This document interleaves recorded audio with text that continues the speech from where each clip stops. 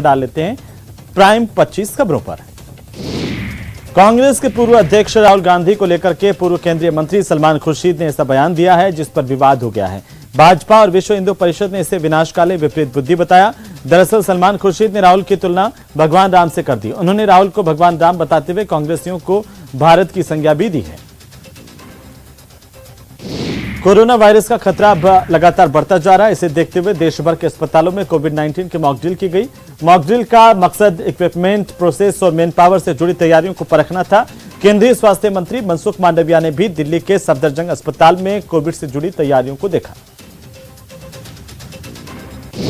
Gujarat ATS और Indian coast guard की संयुक्त कार्रवाई में बरामद किए गए ड्रग्स को लेकर के डीजीपी आशीष भाटिया ने आज एक प्रेस कॉन्फ्रेंस की, पत्रकारों से मुखातिब हुए। इस दौरान भाटिया ने कहा कि यह कोस्ट गार्ड और एटीएस का ज्वाइंट ऑपरेशन था। टीम ने कार्रवाई करते हुए 10 पाकिस्तानियों के साथ एक पाकिस्तानी नाव को पकड़ा है। करीब 300 करोड़ की 40 किलो ड्रग्स यहां से बरामद की गई। भारत पाकिस्तान का संयुक्त सैन्य अभ्यास काजिद 22 मेघालय के उमरोई में चल रहा है। यह सैन्य अभ्यास भारत और चीन के बीच में अरुणाचल सीमा पर तनाव के बीच ही पूर्वोत्तर में चल रहा है। दोनों देशों के बीच साल 2016 में वार्षिक प्रशिक्षण अभ्यास की शुरुआत हुई थी। तब इसे प्रबल दोस्ती नाम दिया गया था। टेलीविजन की मशहूर एक्ट्रेस तुनिशा शर्मा पंचतत्व में विलीन हो गई। एक्ट्रेस का अंतिम संस्कार गोरदेव शमशान भूमि पर किया गया। 20 साल की एक्ट्रेस ने सुसाइड कर लिया था और परिवार, करीबी और फैंस इससे काफी निराश हुए हैं। केरल के मुख्यमंत्री पिनाराई विजयन ने नई दिल्ली में प्रधानमंत्री मोदी से उनके आधिकारिक आवास पर मुलाकात की। कई विषयों को लेकर के विस्तार से चर्चा हुई है। कर्नाटक के मैसूर में प्रधानमंत्री मोदी के भाई प्रहलाद मोदी की कार दुर्घटनाग्रस्त हो गई। आपको बता दें कि मर्सिडीज कार में चालक के अलावा प्रहलाद मोदी के साथ उनका एक बेटा, बहू और एक पोता भी साथ थे। हादसे में प्रहलाद मोदी, बहू और पोते को गंभीर चोटें आई हैं तो उनकी मर्सिडीज कार पूरी तरह से क्षतिग्रस्त हो गई है। डॉक्टर ने बताया कि सभी लोगों का इलाज चल रहा है।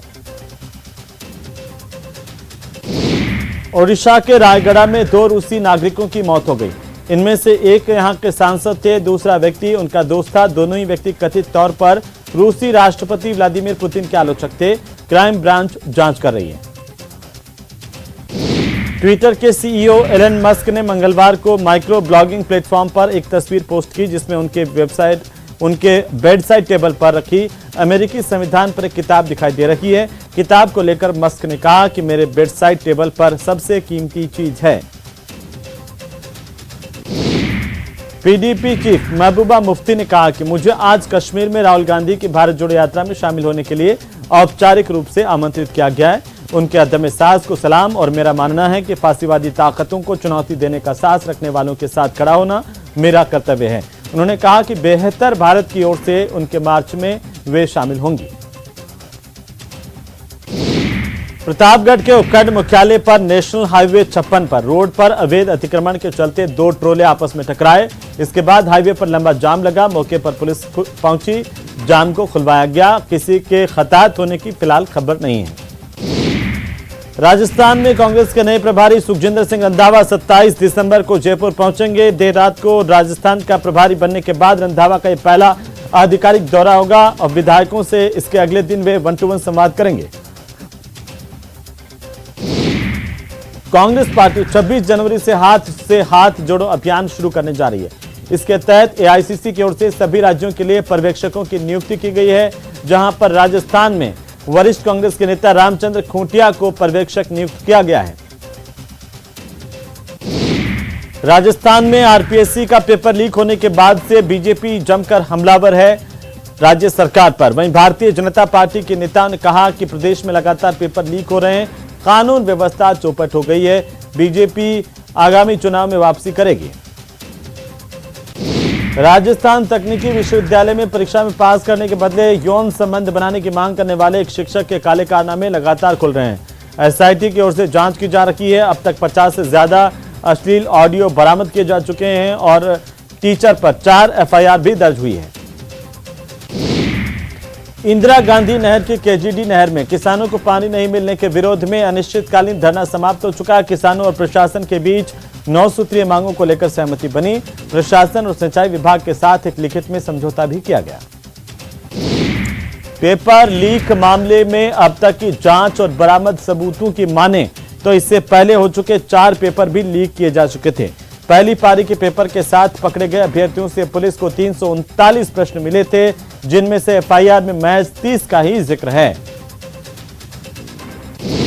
प्रदेश में कोरोना के नए स्ट्रेन को लेकर के अलर्ट जारी है। सभी बड़े अस्पतालों में मॉकड्रिल की गई। एम्बुलेंस, आईसीयू बेड समेत सभी व्यवस्थाओं को जांचा परखा गया। उधर कोरोना की आहट के बीच जैसलमेर से डराने वाली तस्वीरें सामने आई हैं। जैसलमेर में इन दिनों न्यू ईयर सेलिब्रेशन के लिए देश विदेश से सैलानियों के पहुंचने का सिलसिला जारी है और भारी भीड़ के बीच में सैलानी यहां पर कोरोना को लेकर के लापरवाह दिखाई दिए। कई लोगों ने मुंह पर मास्क नहीं लगा रखे थे। प्रदेश में कड़ाके की सर्दी का दौर जारी है। सड़कों पर कोहरे की चादर दिखाई दे रही है तो माउंट आबू में माइनस में पारा पहुंच गया है। इसकी वजह से जनजीवन बुरी तरह से प्रभावित हुआ है। शिक्षक भर्ती पेपर लीक मामले को लेकर के गुजरात कनेक्शन सामने आया है। जानकारी के मुताबिक उदयपुर में पकड़ी गई नकलचियों की बस को एस्कॉर्ट कर रही कार गुजरात के नंबर की बताई जा रही है, जिसका एड्रेस फर्जी था। मास्टरमाइंड सुरेश इसी कार में संभवतः बैठा था। कार गुजरात के बनासकांठा जिले के गणपतलाल भागीरथ राम विश्नोई के नाम से रजिस्टर्ड है। मामले में पकड़ी गई कार और बस एक ही मालिक की हो सकती है। वहीं गुजरात के बनासकांठा में न्यूज 18 की पड़ताल में यह बड़ा खुलासा हुआ है कि उदयपुर में पकड़ी गई कार मालिक का पता फर्जी है। कार मालिक राजस्थान के ही जालोर का रहने वाला है। जालोर से पेपर लीक मामले में नया खुलासा हुआ है। मामले में अब सामने आया कि पेपर प्रिंट में जाने से पहले ही आउट हो गया था। प्रदेश में चल रहे बिजली संकट से जल्द ही राहत मिलने वाली है। राज्य में जल्द ही 1100 मेगावाट का बिजली उत्पादन बढ़ाया जाएगा। बिजली उत्पादन निगम की 3 यूनिट से उत्पादन शुरू होगा। तो चलिए आगे बढ़ेंगे और इसी बीच सबसे बड़ी